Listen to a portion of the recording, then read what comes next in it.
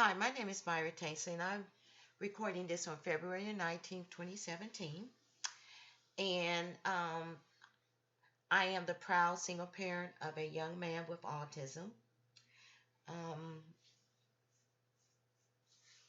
his name is Marquise, and Marquise and I are both victims of a very corrupt, sick, evil um, system.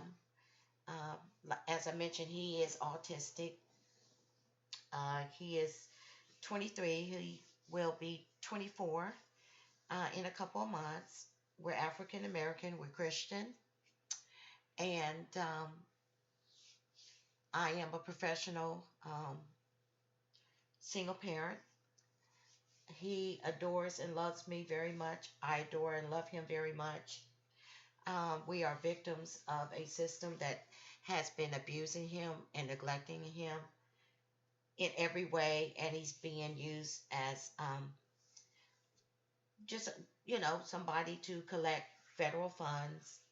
Uh, Probate court is just so much, but probate court appointed a very evil, sick, unfit, dirty, lying attorney by the name of Aaron Sanford to be his limited guardian, and she's just exploiting him for money. Um, I have been advocating for my son, been very outspoken, and they took my guardianship away, so they don't have to tell me things about what's going on. And I've been exposing them. I have 3 Facebook pages, excuse me, that's full of evidence to show that I'm not just full of hot air. And I'm going to go ahead and give you the names. I usually always do when I give the background. The first one is the abuse and neglect of autistic Marquise Tanksley by the government. The second one is justice for autistic Marquise Tanksley. And the third one is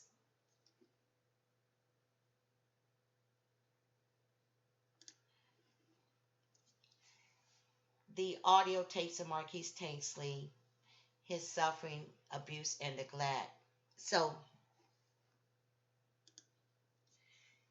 the last one I just created, and I wanted to make sure that people heard Marquise, my son, in his own words, because the racism and the corruption, and them so mad at me as a black mother to challenge them, to expose them. Excuse me. They always say that I escalate my son. And I said, I bet they don't tell them white parents that when their autistic sons or daughters are having meltdowns or autistic behaviors, you know. But that's what they say to me, which is a malicious lie. And I said, well, they're lying on my son too when they say that. I said, because he adores me. And we have wonderful conversations. And I don't, escalating, we're not dysfunctional. I haven't ever abused him or neglected him. But they can't say nothing else. But I said, but even that's a lie. I said, because my son is high functioning. He's able to express himself, so he's not nonverbal. And I said, I'm going to put a page out there so people can hear Marquise in his own words, um, describe how he feels, what he's going through. And he could describe abuse and neglect. He has told me things that describe that they're abusing him and neglecting him. And he could, express his feelings about missing home and missing his mother and missing holidays and besides tell me, that he's being assaulted and hit by residents and staff and how hurt he is. And I mean, so that third page, that's what that's for. And I vow with the other pages that what's been going on with my son is not going to be swept under the rug. It's going to be put out there, and nobody can accuse me of slander because if I put it out there, 99.99% of the time, there's evidence to go along with it. That's just the way I do it. I don't have to sit up and make up sick, evil things on sick, evil, dirty people. I just don't have to do it. And I like to have my evidence that goes right hand in hand with it. That's just the way I do it. So on these other 2 pages, there's a lot of evidence, a lot of documents, pictorial evidence, and recordings. And my son has told me about, residents abusing him and staff, and this particular recording is of a staff member, a female staff member named Lois, middle-aged white lady. And just to give you a background, um, Marquise and a resident has told me about a particular staff member named Robert or Bobby. They call him Bobby sometimes. Um, Abusing him, actually throwing him down on the ground, trying to restrain him, and hitting him in the head. And my son first told me about it when I went in there, because many times I had went in there and found him just distraught, distressed, or covering himself up, or cowering in a chair because of the staff abusing him, or what he's been hearing. He's in sensory overload. He's been assaulted, so he'll cover himself up. And as a mother that loves my child just as much as any other mother would love her child, I want to know what's going on. I want to comfort him most of all, but I want to know what's going on to my child. What are they doing to my child? So when I first heard about this Robert is when I went to visit Marquise in the evening. And he was very distressed and distraught, was crying, and he finally blurted out that Robert restrained him and hit him all in the head. So I went ahead and reported it to the so-called superintendent, who blamed Marquise, which shows what a racist piece of trash he was. Because he said my son, who has autism, was trying to get his staff in trouble. Now, if he knew anything about autism, I said, not only are these people corrupt, they're incompetent. I said, because autistic people don't sit around they just don't have the cognitive ability to sit around trying to get people in trouble. I said, no. I said, he don't have no reason to try to get people in trouble. But if he said it, you better believe it happened. But that was his answer to that. Because I actually see Marquise get punched in the chest by another staff member, named Rachel.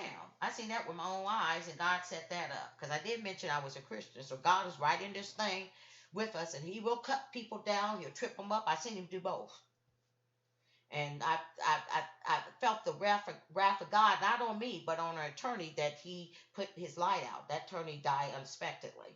So God will sometimes cut people down, cut them right on out, because He's so angry with them.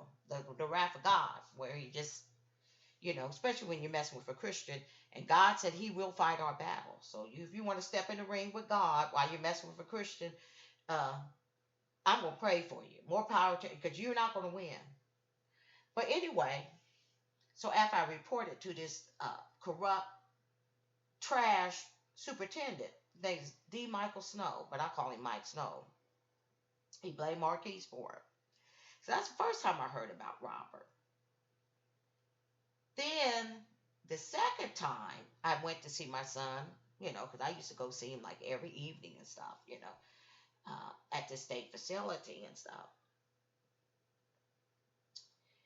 And now the second time they wouldn't let me see him when they involuntarily committed him there, and they shouldn't have done it because I didn't want him to ever go back after what he experienced when he was there the first time, which was like 47 days, and that was voluntarily while they were modifying our walls. So I went in there to visit my son one evening.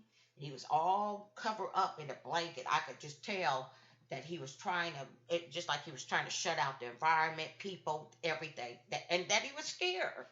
I mean, a big blanket just covering up, and he was all folded up in a chair, just like he was just trying to protect himself. And my heart just dropped. I said, Lord, what have they done to my son? What have they put him through, today? Because, the abusive facilities that everybody's supposed to just not acknowledge. It's a code of silence. You're not supposed to admit to it. The abuse, the neglect, the exploitation. It's just a code of silence. Nobody's supposed to talk about it. If you want to keep your job, just deny it. Don't acknowledge it, So he finally, start, he had been crying. I could hear him whimpering when I first walked in there, and he would start crying Bob Roberts out there, and he'd been treating me mean. And it just dawned on me. I said, "That's not Robert. He just told me that was punching on him, hitting him in the head when he was had him down on the ground." So I went out there and I said, "Are you the Robert that was trying to restrain and abuse my son?" And he said something to me. So I went back in there. I didn't want my son to think I left him because he needed mom. He needed comfort. And I gave him a hug and kissed him. I said, "Mommy will be right back." I went right on out there and picked up the phone after I told the staff I want to call the superintendent. I said, "I'm taking him out of here right now unless you get that thug." And that's what he is. Get that savage away from my son. I said, "How in the world could you staff a a individual that you have already approached, because they said they approached him and they'll ask him about it, that my son has already said been abusing him, and you're gonna put him right back out there and staff that unit with that same savage that because that's what they are to me. Because anytime you abuse a child or just a disabled person, you're a savage. You're just the lowest of the low. Anybody that abuse a helpless person. And I told him, I said, "I'm taking him out of here tonight." I said, "Because Mama Bear ain't gonna leave her cub out there where you got that trash, that savage staffing that unit." Because Marquis said he had been treating him all day long. He's been treating him mean, and that's why he had covered himself up to try to protect herself. I mean, the things I have seen. And I said, that's the reason why these pages are out there. And ain't no scummy lawyer or judge or the U.S. Supreme Court or the Ohio Supreme Court. Ain't none of that scum. Judges, magistrate, I don't care what it is. Attorneys, ain't none of them say nothing to me. Because I done seen too much. I done lived this stuff with my son. And I'm pretty pissed off about it. I'm still pissed off about it. Jesus gives me peace and hope and stuff, but it's a righteous anger. I said, because I bet they wouldn't want to see their kids or their grandchildren come in there and see them like that. And I said, I don't know why these idiots think that I'm supposed to love him any less. And I haven't seen my son. They haven't let me see him visit with him since March the 15th, 2015. And I haven't. He hasn't been allowed to call me since December the 10th, 2016. And the last time I seen him was July the 8th, 2015. That was only because I was outside of the, um, when he was leaving. I, uh, was outside. They got him in this low run down, tiny strip townhome that's owned by the state of Ohio. They own it and operate it with unfit abusive staff. Because I've seen my son uh, get assaulted, abused. I've heard him get abused and assaulted. I've seen him be neglected. I've seen scars on him and fresh new injuries. I've seen them, I know they have stolen his clothes that I brought up there. I've lived it with him. I lived it. And that's why I said, he's a victim, but so am I. I'm a victim in this thing too. And that's why I said, I'm going to show what they have done to my son that has directly affected me. But I haven't seen him in what? I want to say in almost 2 years. They have not allowed us to visit. They don't want him uh, telling me anything. They don't want me seeing anything because they know I'm exposing them. And I've got 3 pages right now of good evidence. And that's why I said when I put it out there, I ain't got that. Ain't nobody ever said anything to me about slander because it ain't slander when it's true and when you can prove it. So, well, getting back to this, he um, Danny, the MR guy, because I think he was probably like a late 30, early 40 MR. So he was mentally retarded, but he was probably middle age. He was white, and I think he probably was a higher functioning. And while I was on the phone with this corrupt superintendent, he approached me. Never seen him before, and his name was Danny. But I wouldn't talk to him because I was on the phone with Mike Snow, and he was trying to tell me because I guess he heard me telling I said, I'm taking him out of here. I don't feel comfortable. Would you leave your child? You got a staff member that already been abusing him. Would you leave your child in a situation like that? Your disabled child?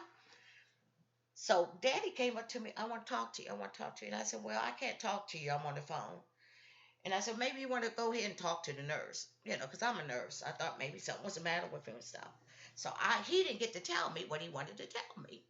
But he was, you know, trying to talk to him. He interrupted me like 5 times, and I told him, I said, I can't talk to you. And Mike Snow got all like, who's that trying to talk? Because you could hear me talking to him, but you couldn't hear him talk to me. So I got that conversation on a recording too, but you don't hear Mike Snow talking back to me. But you can hear Danny come up to me. I need to talk to you. I need to talk to you. So he didn't get to tell me what he wanted to tell me because I'd never seen him before. Didn't know what he wanted to tell me. Second time he approached me, he actually was able to tell me, and he told me, he said, I want to tell you about your son, Bobby, because they call this guy Bobby. Bobby threw that boy on the floor and punched him. Got it on recording, made an audio video out of it. And I never really have video on my audio videos. I just call them audio videos. But they're usually just recordings. They're just usually audio. And he told me that, he actually seen this. I seen him throw your son on the floor and punched him in the head. So I'm going like, and I knew Marquise wasn't lying anyway. I said, now not only my son has told me about this Robert Bobby Savage, that abuses disabled people. I said, 'cause that's the lowest of the low. But Sanford and them, the people in government, they're the lowest of the low too, because they abuse them in other ways for financial gain or stuff, and turn their head while they're being abused and stuff. That's why I said she should be disbarred. And I'll tell the House Supreme Court that, and U.S. Supreme Court. I said that filthy piece of creature, she shouldn't be a lawyer. That's not what lawyers are supposed to do. That's not what, of all the professions, to be lying and abusing people and exploiting people and turning your head and allowing, especially on people that cannot help themselves. They can't advocate for themselves. And the Bible talks about that. It talks about how, you know, unjust these people are, how they practice injustice, cheat people out of their rights, how they oppress the needy. God's very angry with that stuff. The Bible's full of it. Even God says these people exist. But when he told me that, I believed my son anyway. Like I told Mike Snow, I said, well, he ain't going to sit up here and try to make up stuff on your savage, unfit, incompetent staff. Because it trickles down. I said, they don't know nothing about autism. And anybody that has behaviors, they're at high risk for abuse and neglect. Because they think they're misbehaving. I had some idiot tell me over there, when Marquise didn't want to get on the van because he was scared of the way they drive it, it put him in sensory overload. He misbehaved. I said, he's not misbehaving. He doesn't want to get on the van because y'all drive it too fast. It puts him in sensory overload. It scares him, idiot. I mean, I'm going like, and this is what my child has to be around. So anyway, then when Danny told me that, it was just like, and then I did report it. I mean, I have reported all of this stuff. That's why I said I don't have no respect for this government, from the federal government on down. I said, because everybody want to have a code of silence, don't acknowledge it, deny it like they do racism in this country. I said, no wonder Donald Trump got in there. I said, this country's going to fall apart. It's starting to fall apart already because it's been so hypocritical, so racially sick, And like I said, that's why I throw that racial thing in there. I know they're doing it to him because, because he's a black male and stuff. I said, but how come this black mother got to be accused of escalating her autistic child or son autistic son, y'all don't say it to the white parents. I bet you bottom dollar they don't say it to the white parents.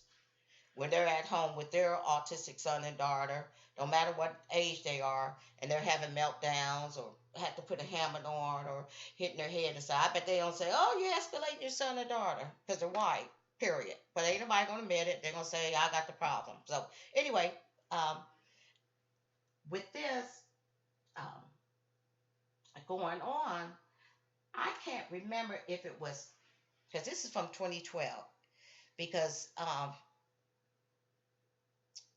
there was like 3 or 4 dates when this stuff happened. They didn't all happen on the same day. You know, there were separate dates when Danny approached me the first time. The second time, there was a separate date when Marquise first told me about Robert. There was another date when I walked in there and he was all cover up and said Robert was out there, and he was. They had his staff out there on that unit, and that Robert had been treating him mean. And then this particular audio tape was with this woman named Lois. And she was a middle aged white lady that worked there. And you're here, and I had to apologize because right now, up until the February 2013 recordings, they're all on microcassette. And that's not as good. I mean, it's not a clear quality. It's not as good as a quality as these uh, voice recorders on these smartphones. So I didn't start recording until I think about February 2013 on a smartphone. You can still hear it, but it's just not that clear. So this is on a micro cassette. And I know it was either in February 2014, February 2012 or March 2012. And I was uh, talking to her about somebody. It might have been the same day that I had came in there and Marquise had his head cover up. Because I know I went out there, and usually I'll go out there and ask staff about it after I, say, "Mommy's got to go out there and get something," or "Mommy will be right back. You all right?" Or sometimes I'll do it after, our visit had ended. So it might have been February the 14th, 2012, or it might have been March. But he was out of there in the middle of March. So I'm thinking it probably was February 2012 or February the 14th, 2012. But anyway, and I said something about Robert, and she started uh, saying, when I mentioned Robert, she said, "You were smart to get him off the unit," and kind of chuckled. I said, "Who?" She said, "Robert. You were smart to get him off the unit," which shows that these people, the co-workers, see abuse all the time from the other co-workers. But there's a code of silence. If you snitch or say anything, you're going to lose your job. So she probably done seen Robert, and then you can hear me go on and say, "Well, I don't have any nice thing to say about this place." I said, because anytime a resident, and then I was referring to Danny, the MR resident that had told me he had seen my son being assaulted and thrown to the floor and punched by Robert. I said, anytime a resident comes up and tells you that they see your child being assaulted, but I want you to listen for Lois, and you will hear her tell me you were smart to get him off this unit. Because when I called the superintendent, I said, "I'm taking my son out of here now, unless you get that thug, get that savage off that unit. I ain't no way to where I'm going to leave this place without my son and have him, um, have to keep getting abused by that savage." And he pulled him off the unit. And I guess they all heard about it, and that's why she said that to me. But I don't think it wasn't the same day. It wasn't the same day that happened. It was sometime after that. I just don't know the date. Because she wasn't there that day that I walked in there, and that was February the 14th, 2012, when Marquise was all power up in the chair, and just scared to death. That's why he had the blanket all over top of him, up the power in the chair. It wasn't that day. It was a little bit after that. And that's why she said that to me, because you know how they gossip and everything. So she probably heard, yeah, Marquise's mom called the superintendent and told, But that's what she said. And I started to get her, but I said no, because I needed to go back in there and visit with my son and everything. But that just proves that these co-workers, they're aware of other co-workers abusing these residents, and they don't say nothing about it. And she was chuckling about it too. But anyway, let's get to this so you can hear it. And I might try to play it twice so you can hear it. I apologize for the sound quality, and you still should be able to hear it because I can.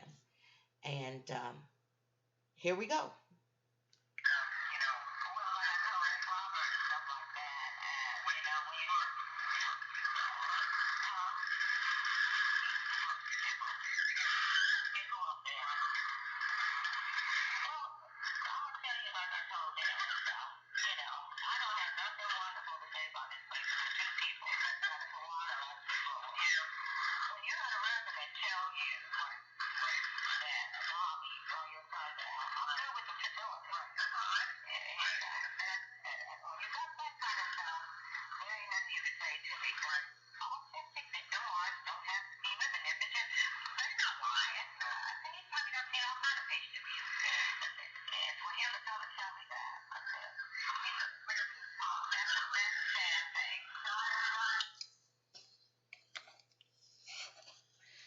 So there you have it. And because she said, you're smart to get Robert off the unit. I said, who?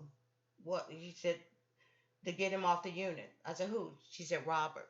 Let me see if I can play that again, and so you can hear it, because it's just, and it's sad. It just, it's really, really sad, because she missed to, what she's actually saying, that she done seen Robert in action before, abuse a resident, know that he was mean, know that he mistreats the resident. So let's see this again here.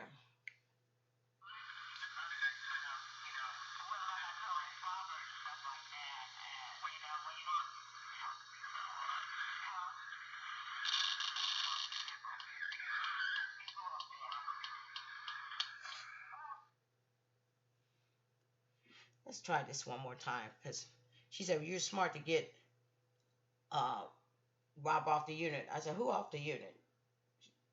Robert. So,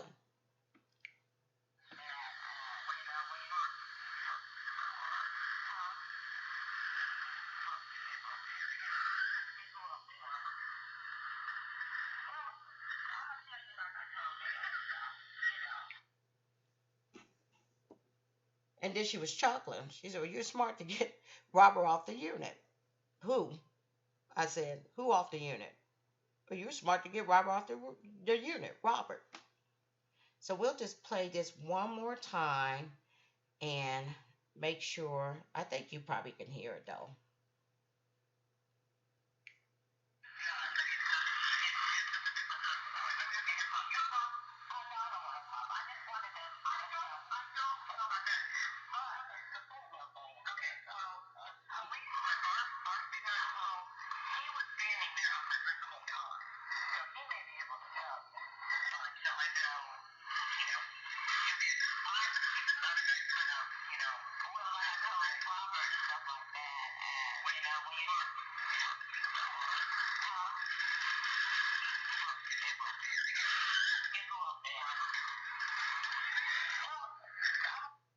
So he said, you were smart to get him off the unit. I said, huh? And that's when she said, Robert. So there you have it. I was shocked that, you know, she didn't know it, but she's actually admitting to having seen Robert and knowing that Robert was, just probably mistreating these residents and stuff. I mean, it just boggles the mind. I'm gonna play that one more time. Never seen the lady after that. Wouldn't be able to recognize her if I seen her right now. But I mean, it's just a sad thing.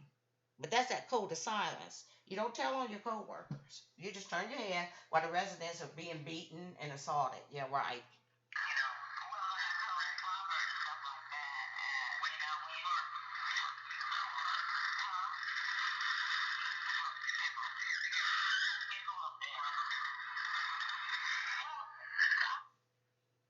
And there she said, you were smart to get him off the unit. I said, huh? She said, you were smart to get him off the unit. I said, get who off the unit? She said, Robert. So Miss Lois has been seeing Robert act a fool with these uh, residents, these MRDD residents, for a long time. So hopefully you heard it a little bit, real short and sweet. And at the same time, you got a resident telling you that he's seeing your son being abused. Your son tells you he was abused and assaulted, and then a fellow employee tells you that that employee, you ought to be glad you were smart to get him off that unit. It's ain't nothing happened to Robert. It was all denied, and they still try to get back at me for that. Because I ain't supposed to say nothing. I'm supposed to turn my head, hang my head down low, and not say anything while that scum abuses and neglects my son in every way possible. I said, I'm not that type of mother. And I don't believe God wants me to be that type of mother. So all them people are just human filth. Every one of them. Who knows? Maybe I might meet them up in the sky. But I ain't going to meet them up in the sky unless they turn their lives around and repent and give their life to Jesus. I said, but God is angry with that stuff. And I said, and you get to messing with Christians and making a living off abusing helpless people and stuff, and God will get you in this life. People call it karma. I don't call it karma. People say what goes around comes around. I'd say it's God's justice.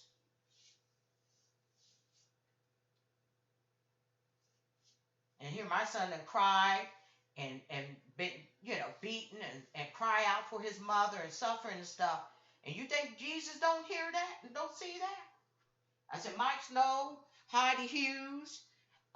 That's why John Kasich didn't win president. I said with his evil self, Mike DeWine, Aaron Sanford, John Mashburn, all that trash, Consumer Support Services, people with disability rights. I even told them about it. I said, but that's three people talking about Robert and his abuse.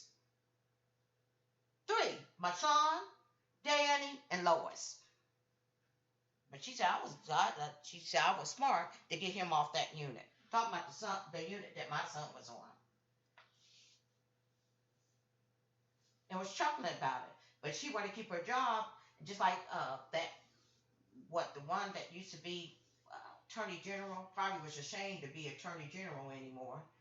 That Eric Holder, when he said this nation is full of powers. I said, yeah, as far as race of relations is concerned and racial truth, everybody gonna deny it. I said, but that's why this country's going down. But me, I'm a Christian, but I ain't gonna live a lie, and I don't want to see no pledge allegiance for me. I said, because it got to be for everybody. I said, it ain't been for my son, and I don't believe it's been for me. Anytime a mother, a loving, professional, supportive mother, some scum, some human trash in these courts can file a motion and make a decision to keep you from seeing your own son or daughter that you birthed, that you love, that you haven't abused or mistreated or neglected any kind of way. I think that's unconstitutional. I think my rights has been trampled on, besides my son. And I'm not going to stand up and pledge allegiance to nothing. Because it ain't true. It's got to be true. But it ain't been true for ever since July 4th, 1776. It hasn't been true for certain groups of people. If you live it, fine. Then that's for you. But that hasn't been true for me and my son. So ain't no pledge of allegiance for me. But this country is going down because it's been so hypocritical. And the biggest problem that America has is their racial sickness. It's been there from the very inception of this country. And then they profess to be a Christian country, a human rights country. That's why every time they try to criticize North Korea or China or something like that, they hit them right back. You can't sit up there and tell us about no human rights violations. You're up there treating these black Americans like second class citizens. Look how they did Indians. You know, sick, sick, sick, sick country. And a legalized criminal to me is worse than a criminal out in the street. I said, Aaron Sanford and them, they collect money. I mean, they make living off of, abused and helpless people. Those courts are, they cheating people out of their rights Monday through Friday, 9 to 5, 365 years, or 365 days a year. It's just pitiful. It really is. So that's what we have in our lives. And just keep on looking for the audio tapes, all three pages. You can find a link if you go to Myra Tainsley. I'm going to keep exposing. I know the Lord's going to bring him back because Jesus has all power. He has the final say. And like the book of Proverbs said, man can make all the plans they want, but nobody can stop the will of God. His will be done. And, they count people like my son out. You're a minority, disabled, he ain't got no work, all he's good for is federal funds. God uses people other people count out. And he's got anointing on his life. And I believe I do too. But God's going to bring us to the destiny he wants us to be. And these people better just pray that they're not in a way, and that God just wants to deal with him and deal with them in a way that's subtle. Because God deals with people in a lot of ways. There's a lot of examples in the Bible how God will deal with injustice and sin. There's a lot of different ways. But David Belenky, God was just, and I felt that wrath. When he was talking to me, I knew God was going to punish him. But I felt a very, very hot anger, but it wasn't coming from me.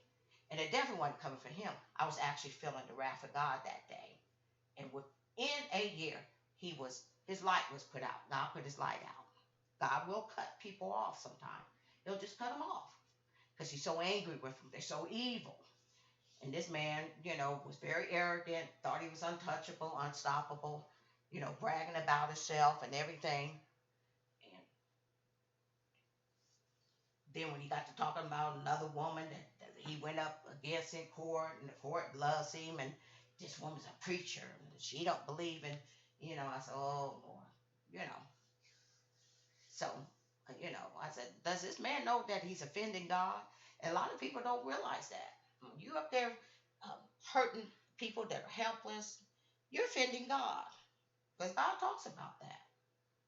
When you're oppressing needy people, people that are not able to advocate for themselves, a child, somebody that's disabled, stuff, that offends God. Because that's what Jesus said. What you have done to the least of my burden, you did to me. And he will say that to people. He said he's going to say that to people. And they're going to say, Lord, when did we not see you hungry? He said, well, when you seen the least of the burden hungry and you fed them, you did it to me. And he's going to tell people, people say, well, we never seen you not clothe and didn't give you no clothes. He said, well, yeah, because when you didn't clothe them, the least of the burden, you didn't clothe me. Jesus is going to say that to people. That's how he feels about it. That you could just go out here and mistreat people like that and stuff. That's an awful, sin is sin, but the Lord's going to remind people how important it was to him. And that's all the people do. They make a living off of that. But Sanford, I said, she's the worst of the worst. And I just found another report, where somebody was writing about how she defrauded and mistreated a male resident, a black male resident in a nursing home. All she was doing getting his money and ignoring the letters and the phone calls from the family and allowing him to stay in an abusive facility, just like she doing my son. But I tell the U.S. Supreme Court, I said, tell me why she should be a lawyer with that type of behavior, the type of things, the unethical, reckless stuff that she does. I said, that's not what being a lawyer is about. That's why she needs to be disbarred. That's not what lawyers are supposed to do. I said, ain't no upload, ain't nothing honorable about that. Esquire. Ain't nothing lawful and legal about that. Sitting up lying about me, just me, just nobody else. I'm sure she does it there, other people, but just my case. Sitting up there and lying on me to the court. Now, what's so honorable? And lawyers are not supposed to do that.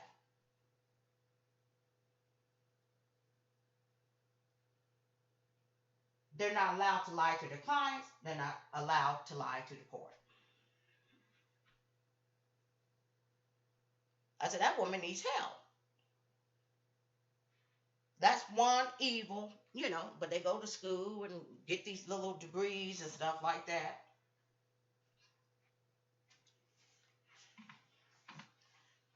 And that's not the only profession. I've seen